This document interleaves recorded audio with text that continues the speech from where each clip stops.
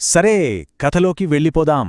సంవత్సరం 1993 మార్చ్ 12 బొంబాయి. అదొక మామూలు శుక్రవారం మధ్యాహ్నం. నగరం ఎప్పటిలాగే తన పనుల్లో హడావిడిలో ఉంది. కాని ఆ ప్రశాంతత వెనక ఓ భయంకరమైన కుట్ర జరుగుతోందని ఎవ్వరికీ తెలీదు. ఆ ఒక్కరోజు బొంబాయిని శాశ్వతంగా మార్చేబోతోంది. అసలు పాయింటేంటంటే, స్థానికంగా చిన్న చిన్న స్మగ్లింగ్ చేసుకునేవాళ్ళో ఏకంగా అంతర్జాతీయ తీవ్రవాదులుగా ఎలా మారిపోయారు? ఆలోచించండి. ఈ ప్రశ్నకు సమాధానం వెతకడమే ఈరోజు మన విశ్లేషణ. సరే, ఈ మార్పుని సరిగ్గా అర్థం చేసుకోవాలంటే మనం కొంచెం టైం వెనక్కి వెళ్ళాలి. ముంబై అండర్వరల్డ్కి ఒక స్వర్ణయుగం ఉండేది.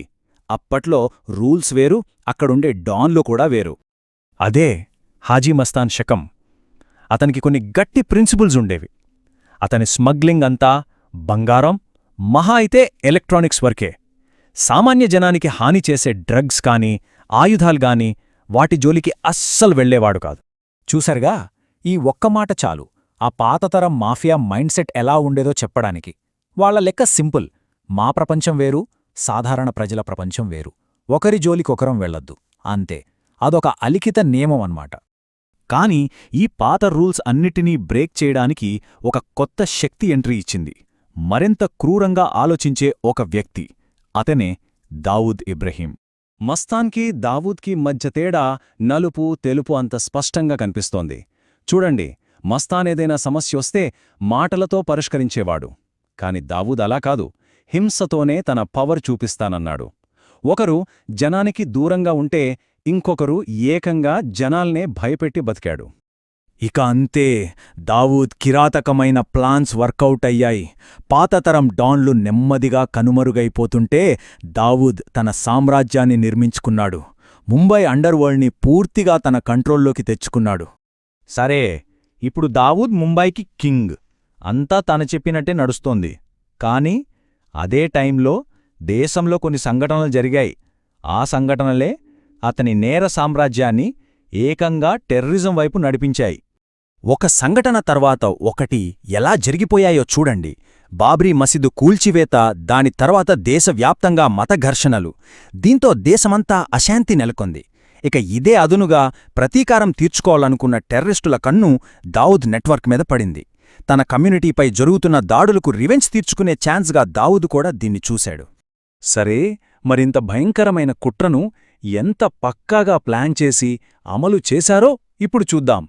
ఈ అటాక్ కోసం వాడింది మామూలు పేలుడు పదార్థం కాదు, RDX అంటే రీసెర్చ్ డిపార్ట్మెంట్ ఎక్స్ప్లోజివ్. ఇది చాలా చాలా పవర్ఫుల్. మరి ఇంత డేంజరస్ మెటీరియల్ని సిటీలోకి తేవడమెలా? వాళ్లకు చాలా ఈజీ అయింది. ఎందుకంటే దావూద్ డి కంపెనీ అప్పటికే సముద్ర మార్గంలో ఒక స్ట్రాంగ్ స్మగ్లింగ్ నెట్వర్క్ని రన్ చేస్తోంది. సో స్మగ్లర్ల సిస్టమ్ కాస్త టెర్రరిస్టులకు ఆయుధంగా మారిపోయింది. అంటే ఇది కేవలం లోకల్ మాఫియా చేసిన పని కాదు. ఇంటర్నేషనల్ టెర్రరిస్టులు, ముంబై మాఫియా ఇద్దరూ చేతులు కలిపారు. వాళ్లందరి టార్గెట్ ఒక్కటే: నగరాన్ని నిలువునా తగలబెట్టాలి. ఇక ఆ రోజు మార్చి 12, 1993 అసలేం జరిగింది? ఆ వరుస పేలుళ్ళు ఎంత విధ్వంసాన్ని సృష్టించాయో చూద్దాం. అది ఒక మామూలు శుక్రవారం కాదు. కేవలం 2 గంటల టైంలో ముంబై నగరం మొత్తం 12 శక్తివంతమైన బాంబు పేలులతో దద్దరిల్లిపోయింది. ఈ దాడిలో జరిగిన నష్టం మాటల్లో చెప్పనేనిది.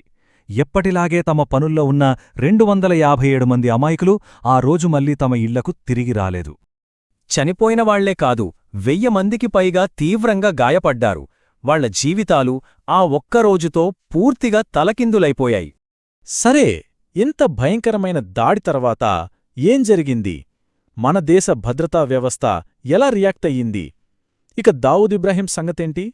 ఇన్వెస్టిగేషన్లో ఒక షాకింగ్ విషయం బయటపడింది. ఇంత పెద్ద మొత్తంలో RDX సముద్రం దారిలోంచి సిటీలోకొచ్చింది.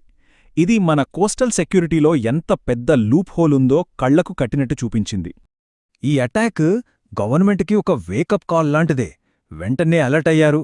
తీర ప్రాంత భద్రతను బలోపేతం చేయడానికి చాలా కఠినమైన చర్యలు తీసుకున్నారు. 24/7 సముద్ర వాయు గస్తీని ఏర్పాటుచేశారు. ఆ బ్లాక్ ఫ్రైడేతో దావూద్ కథ పూర్తిగా మారిపోయింది. అతనికపై కేవలం ఒక లోకల్ డాన్ కాదు, ఒక గ్లోబల్ టెర్రరిస్ట్. ఇక ముంబై అండర్వరల్డ్ పాత రూల్స్, ప్రిన్సిపల్స్ అన్నీ ఆ పేలుళ్ల మంటల్లో కాలి బూడిదైపోయాయి. చివరగా ఒక ప్రశ్నతో ముగిద్దాం. చూసాం కదా, నేరం కాస్త టెర్రరిజంగా మారితే దాని పర్యవసానాలు ఎంత భయంకరంగా ఉంటాయో ముంబై దాడులొక ఉదాహరణ. మరి ఈ పరిణామం మన సమాజానికి ఎలాంటి హెచ్చరిక ఇస్తున్నట్టు?